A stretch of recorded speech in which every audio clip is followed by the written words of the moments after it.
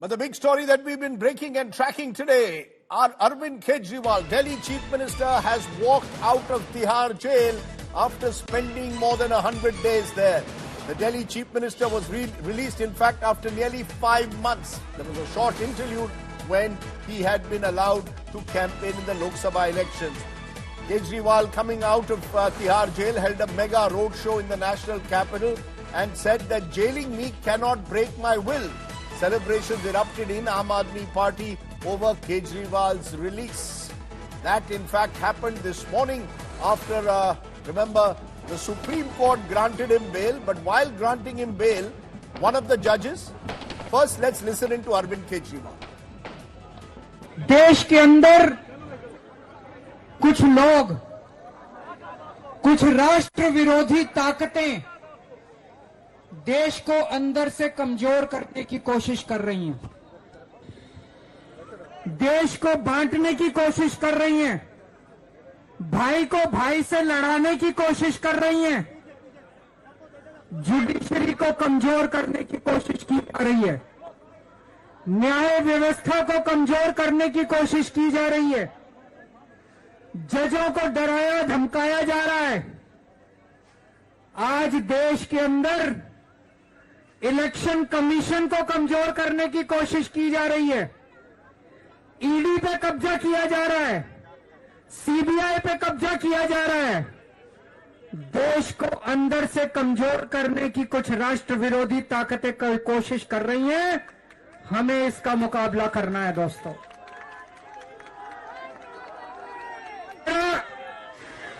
मेरा कसूर यह नहीं है कि मैंने कोई भ्रष्टाचार किया था, मेरा कसूर यह है कि मैंने उन राष्ट्र विरोधी ताकतों के खिलाफ आवाज बुलंद की थी। इसलिए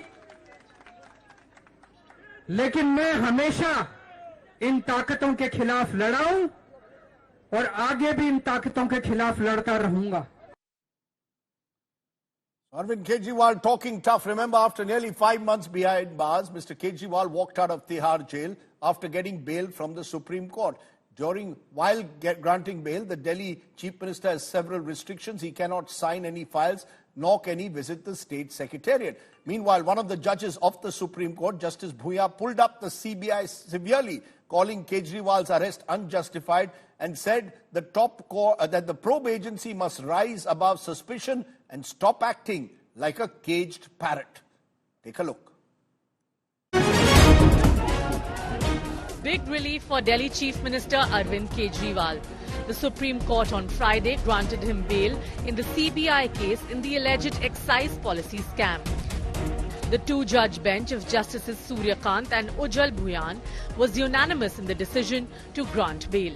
The court pointed out the charge sheet has already been filed and the trial is unlikely to be completed soon. The two judges, however, wrote different verdicts. While Justice Suryakant held Kejriwal's arrest by the CBI to be legal, Justice Ujjwal Bhuyan came down heavily on the central agency. Justice Bhuyan said that the CBI case against Kejriwal was filed on August 17, 2022, but his arrest took place on June 26, 2024. The judge said the CBI did not feel the need to arrest Kejriwal for 22 months. Justice Bhuyan ruled that Kejriwal's arrest appeared strategically timed to frustrate his bail in the Enforcement Directorate case. The judge further urged the CBI to dispel the image of being a caged parrot. Justice Bhuyan stated that the CBI should be like Caesar's wife, above suspicion. Both the judges of the bench have agreed that yes, he is entitled to bail. As far as the illegal arrest point is concerned, which we had raised before the court, one of the judges, Justice Bhuyan, has passed a separate judgment to say that in fact the arrest itself was illegal. And in fact, since the arrest itself was illegal and there was no necessity to arrest him, he is entitled to bail in the arrest matter also. So it's a very big judgment, and it also comments on the way the CBI has acted in the matter. The bail conditions are the same as listed by the Supreme Court in the ED case. Kejriwal will have to refrain from public comments on the liquor case. He cannot attend Chief Minister's office and is barred from signing official files, but he can sign files that require to be sent to the LG. He is required to fully cooperate with the trial court. The Aam Aadmi Party mounted a fierce attack on the CBI, accusing the agency of acting under political pressure. Party leaders demanded the resignation of Home Minister Amit Shah, calling the arrest an act of political vendetta. Supreme court की bench ने यहाँ तक कह दिया कि क्यों मुख्यमंत्री के ऊपर ये कंडीशंस लगाई गई हैं कि वो सचिवालय नहीं जा सकते, फाइलें साइन नहीं कर सकते, मेरी समझ के बाहर है।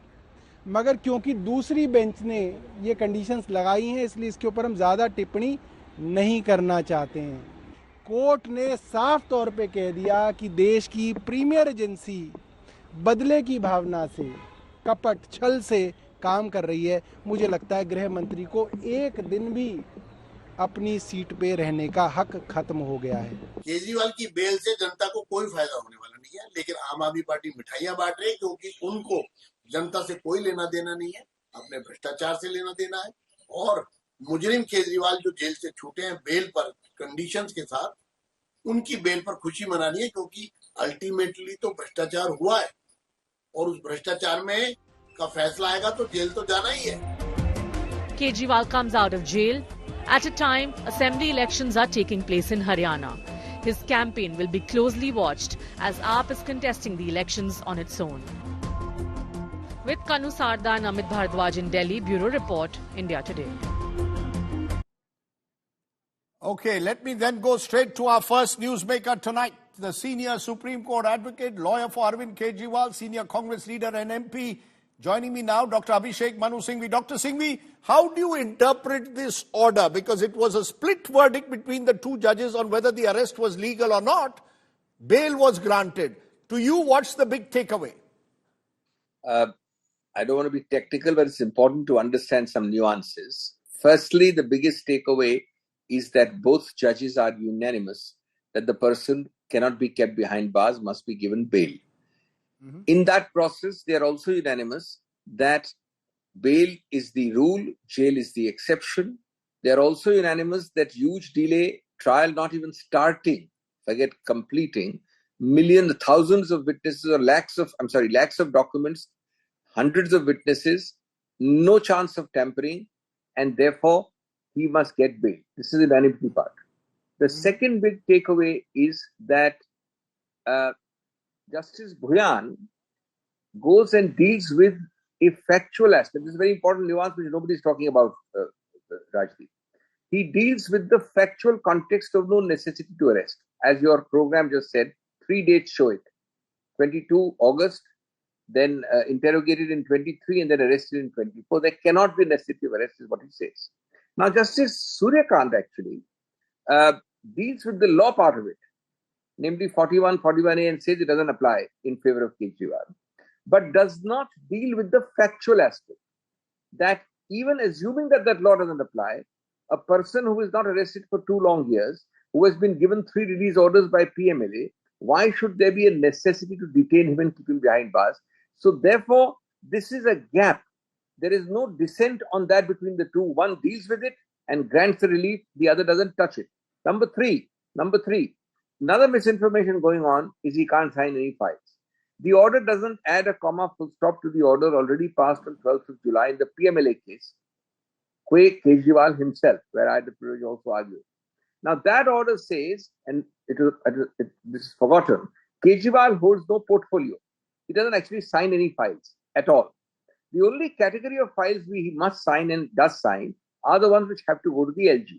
So the Supreme Court order of 12th July made this distinction, said all matters where he has to sign, namely going to the LG, he can sign, which is continued today. The ones which are others, his ministers sign, he doesn't need to sign. And lastly, I think it's political to suggest that he cannot function as a chief minister. It is not something which I want to get into, but an elected chief minister cannot and should not be removed by these tactics. Now that he's out of jail and his ministers are signing files and he can sign the files for the LG, I don't think governance is any issue at all. No, the fact is that, you see, Dr. Singhvi, there are 2 judges who have in some way differed from each other.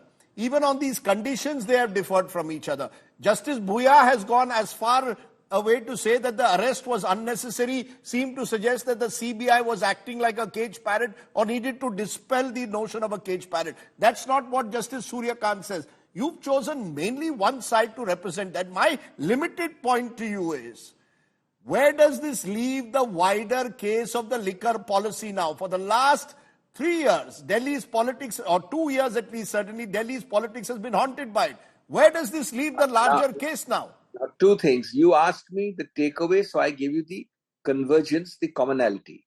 You are now giving the divergence, and you're absolutely right. There is a divergence, but the interesting nuance is the divergence is on one point of law, the inapplicability of 41 and 41A. There is no ruling by Justice Suryakant on the factual context of no necessity to arrest. No. Justice Suryakant says that the arrest was legal. He says the arrest was legal. On the basis that 41 and 41A don't apply. Now, that's an error, but there is a different issue. Error is not what we are discussing, because what Justice Suryakant says is that when a person is already in custody, as Kejriwal was when the CBI came to arrest him, that police action or procedure is taken by the magistrate and the police has to do nothing. But forget that. On your other point, it's important that Justice Bhuyan has taken the overall context and, according to me, has rightly castigated this part. I was abroad when I used the phrase insurance arrest, because a man who's released by 3 orders, 2 prior and 1 later, in a much more difficult act, PMLA, it has never happened before that with Section 45 and a bar in PMLA, you get 3 release orders, including the 12th July order, and CBI comes and arrests you in the last 3rd week of June. He did not use, the learned judge did not use the word insurance arrest, but he clearly said it frustrates. The strategy is to frustrate. Now, your point about liquor. I don't think the liquor issue is going to end, because it has become a nice whipping stick for the ruling party to use. They will continue using it. But the complete sting has gone out of it as far as the threat of incarceration is concerned. Let me tell you, the so-called fortress of the PMLA has actually become more like a hut, with even the hut's walls crumbling, because partly of the 6, 7, 8 judgments which have come in this liquor policy context and in a few related cases like Pravir Purakasthya or Kavita, etc. Right. So actually this fortress which is being used to intimidate political opponents has largely crumbled in robust, commonsensical, strong judgments, including this, despite the dissent. Despite the disagreement. I'm sorry, not dissent, disagreement. One final question. You said earlier that you see this judgment not affecting Mr. Kejriwal's ability to continue as Chief Minister. The BJP has gone to the President of India. They've demanded that President's rule be applied. You've got a Chief Minister who cannot go to the office. He cannot go to the State Secretariat. And therefore, questions are being raised by the BJP. How can Kejriwal continue? Do you believe this judgment strengthens him or weakens him? He can sign every file which he needs to sign, which has to go to the governor. He can sign sitting at home. He can sign in my house. He can sign in your house. And he can sign. He is not disabled from signing. Number 2, this judgment obviously, contrary to what opponents are saying, may actually strengthen him, because this judgment is a vindication of his release. Number 3, he has been released twice earlier. So he has not been considered a threat to any criminality, Now, as far as the liquor scam is concerned, it's a strange thing. We have now 2.5 years of a so-called liquor scam. In 2.5 years, forget everything else, Rajdeep. You must find some money trail, some actual recovery. The CBI and the PMLA admits, the ED, they admit that there is no recovery, and they say there cannot be recovery because the money has been used up. But such massive amounts of money are talked about. Third facet of this, the entire case, I'm answering because you're asking about the liquor scam.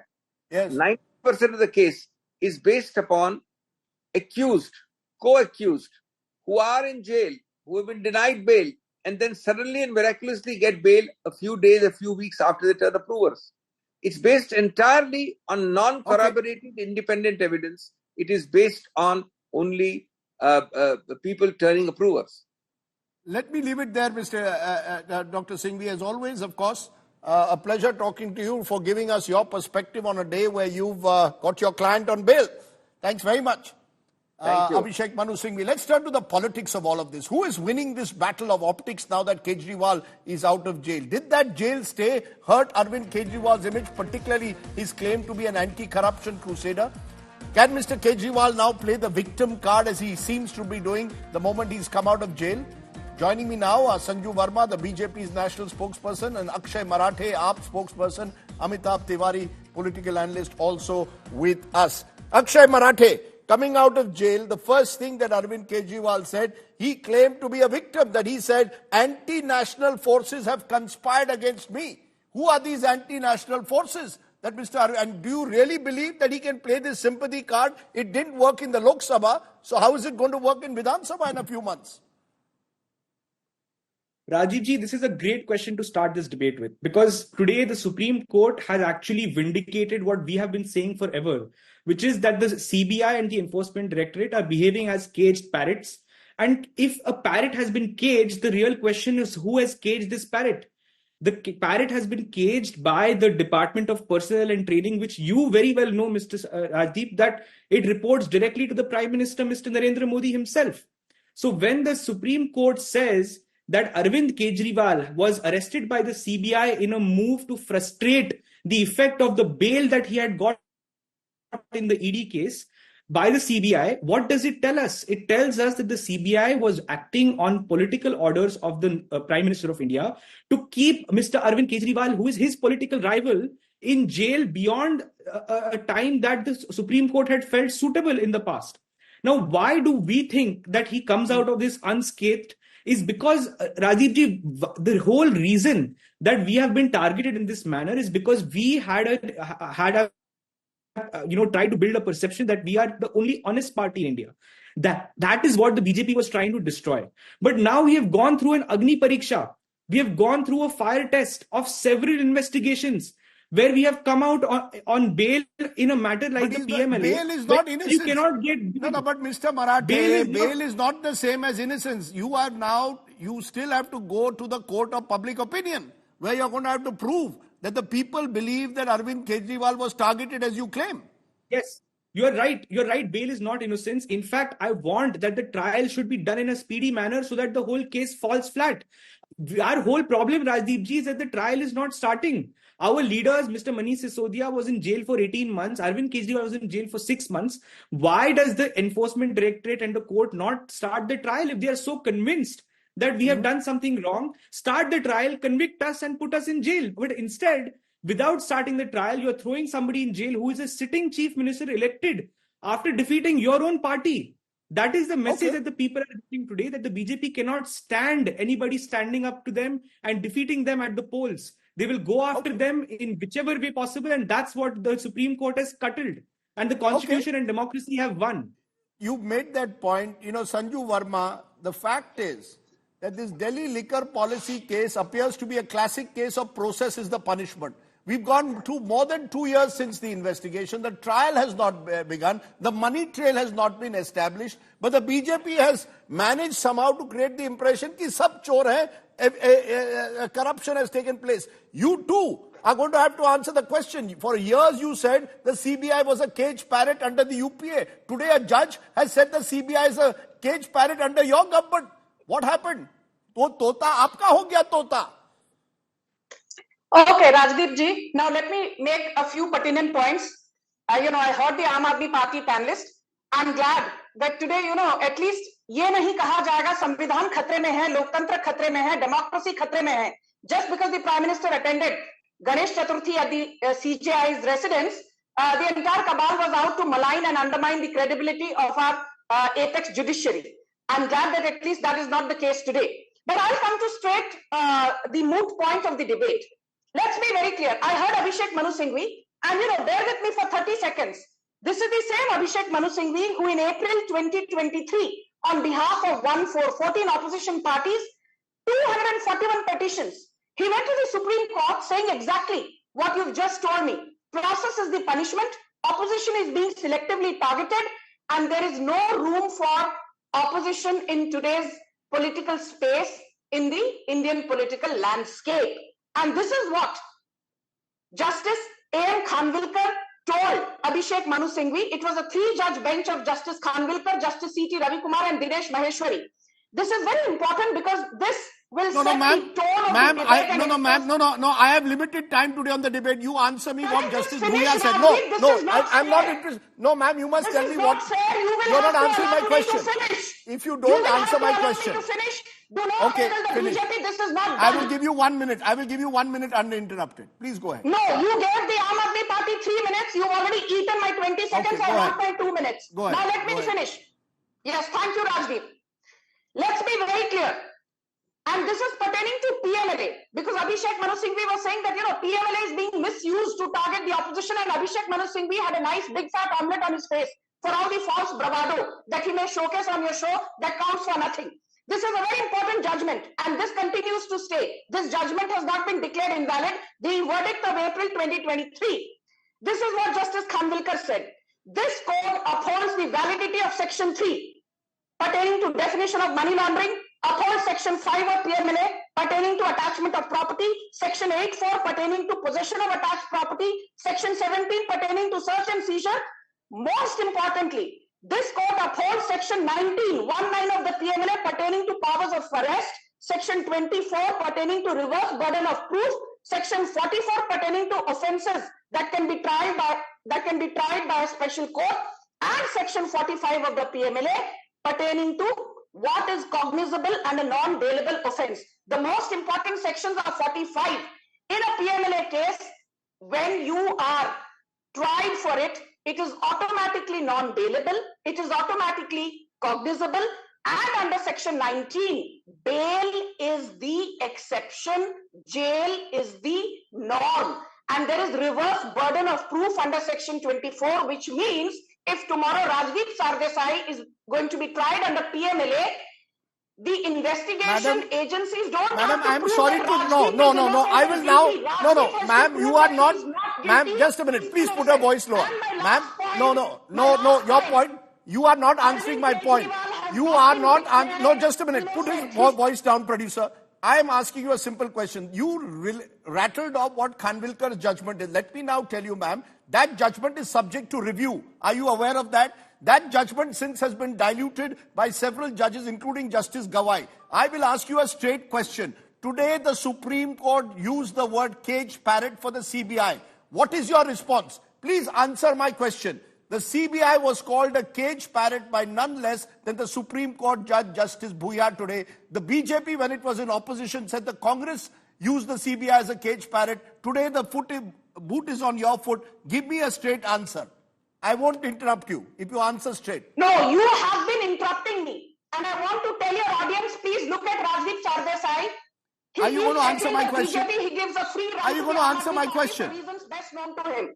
Okay. Now can I start?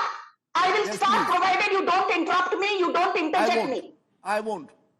Because you do not have patience. When Sanju Verma is on your show, you start Because you're getting not answering rattled, my you start question. jumping up and down. No, I want questions answered. I have limited time. If you want questions answered, now please keep quiet. I do not want you to give me bhashan. Please answer. Thank you. Yes. Now please listen. Do not interrupt Rajdeep Sardesai. I will tell you, caged parrot, whether the CBI is a caged parrot or a Siberian crane or a white-backed vulture or a red-headed vulture, I am not getting into that. My simple point is this, Rajdeep. Why is it that today the very people who are jumping up and down, अरे देखा, Justice Ujjwal Bhuyan ने CBI को caged parrot बुलाया.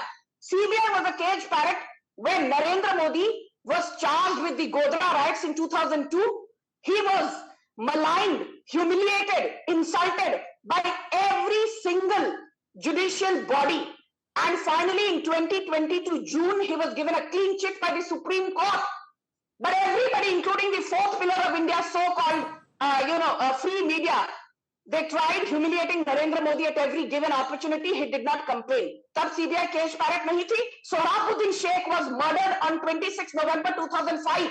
Amit Shah was given a clean chit by Bombay High Court in 2016. But yahi log jo aaj taaliyan baja rahe hain, they said, no, we don't believe the Bombay High Court. Amit Shah is guilty. He was then given a clean chit by the Supreme Court. That is what happens when people face the law and do not complain about. I've heard you. Your time is up.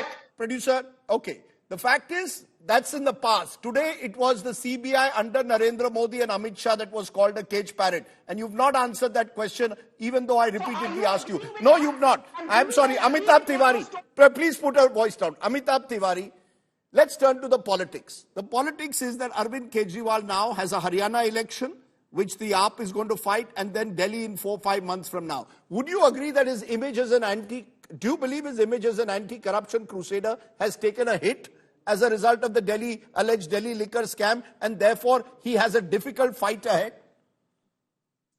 See, essentially, we have to look at it with two angles. One is that your MOTN showed in August, despite all these charges, that he continues to be the #2 chief minister across India after Yogi Adityanath.